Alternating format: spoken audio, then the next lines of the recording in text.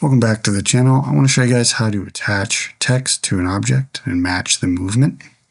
Here's our shot, and we have text matching the runner's movement. This is pretty simple. It's just a single tracker and a text node.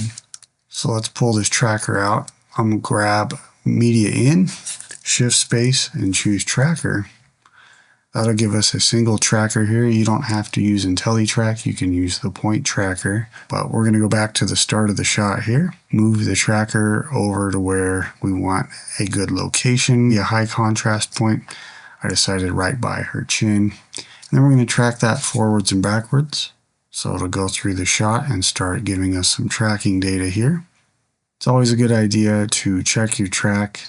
You can watch it as it's going down. It looks like it's doing okay. And what I like to do is go back and kind of zoom in and just follow the tracker path for a little bit, see how it's done. So here's our path in green now.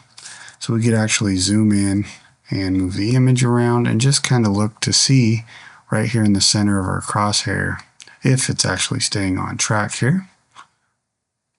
So as you can see, it moves right along quite well. So I'm going to reset the view here by clicking up here, Command F.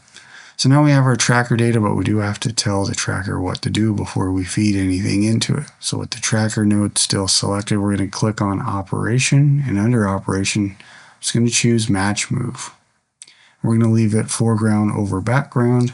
We're going to feed this text into the foreground input, which is this green arrow on the side of the tracker. So we'll take the output of the text, which is this square here, drag it over to the green in. It'll swap sides for you. And now if we go back to the start of the shot and we view our media out, you can see we have a nice tracked text following the tracker info. And that's about it. So if you want to attach something to movement, maybe do a call out, something like that, you can use the tracker, and Fusion does a really nice job. All right, that's it for this video. Thanks for watching, and I'll see you guys on the next one.